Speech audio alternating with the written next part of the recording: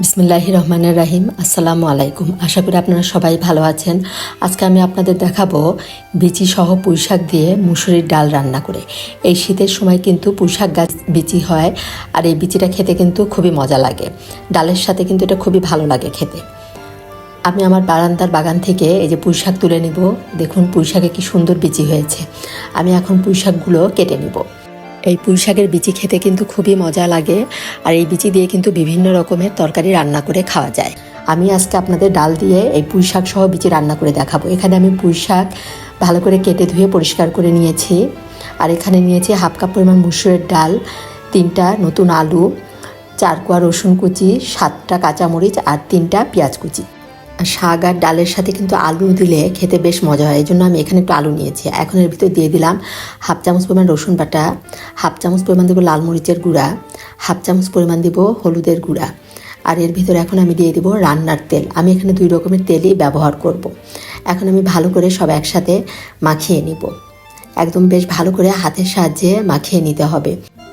হাতে মাখিয়ে এভাবে রান্না করলে এটার স্বাদ কিন্তু অন্যরকম হয়, খুবই মজা হয় কিন্তু এভাবে খেতে। এখন আমি ভালো করে এটা মাখিয়ে নিয়ে ডাল আর আলুর সাথে সব মশলা পেঁয়াজ মাখিয়ে নিয়ে এখন আমি এর ভিতরে দিয়ে দিব অল্প অল্প করে শাকগুলো দিয়ে মিশিয়ে নিব, তাহলে ভালোভাবে মেশানো যাবে।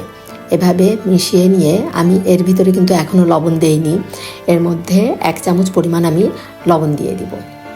এই যে ভালো করে উল্টে পাল্টে সব মাখিয়ে নিচ্ছি, নিয়ে এখন এর ভিতরে 1 চামচ পরিমাণ লবণ দিয়ে দিলাম, আর দিয়ে দিব এখন সরিষার তেল।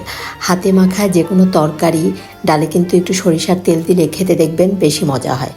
এই যে ভালো করে সব মাখিয়ে নিলাম একসাথে। আমি মাখিয়ে নিয়ে এর ভিতরে আমি পরিমাণ মতো পানি দিয়ে দিব। এখন এর ভিতরে পরিমাণ মতো পানি দিয়ে আমি এটা মিডিয়াম হিটে রান্না করে নিব।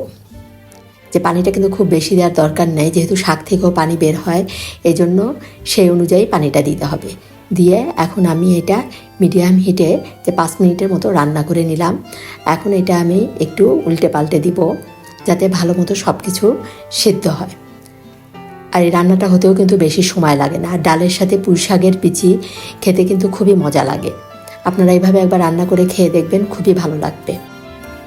আর 5 মিনিট পরে এখন আমি এর ভিতরে আরও হাফ চামচ পরিমাণ লবণ দিয়ে দিলাম।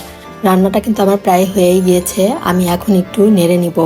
আর এই যে আলুটা কিন্তু দেখেন একদম সুন্দরভাবে সিদ্ধ হয়ে গিয়েছে। আর 2-3 মিনিট রান্না করে আমি চুলাটা অফ করে দেব। এই রান্নাটা কেমন লাগলো অবশ্যই কমেন্ট করে আপনারা জানাবেন, আর ভালো লাগলে আমার পাশে থেকে আমাকে এগিয়ে যেতে সহযোগিতা করবেন। এই ডালটা কিন্তু এরকম ঘনই হবে, তাহলেই কিন্তু এটা খেতে খুবই মজা লাগে। গরম ভাতের সাথে এই ডালটা খেতে খুবই মজা লেগেছিল। হয়ে গেল আমার পুঁইশাকের বিচি সহ পুঁইশাক দিয়ে ডাল রান্না। আপনারা অবশ্যই একবার এভাবে রান্না করে খাবেন, ইনশাল্লাহ ভালো লাগবে। ধন্যবাদ সবাইকে, সবাই ভালো থাকবেন। আল্লাহ হাফেজ।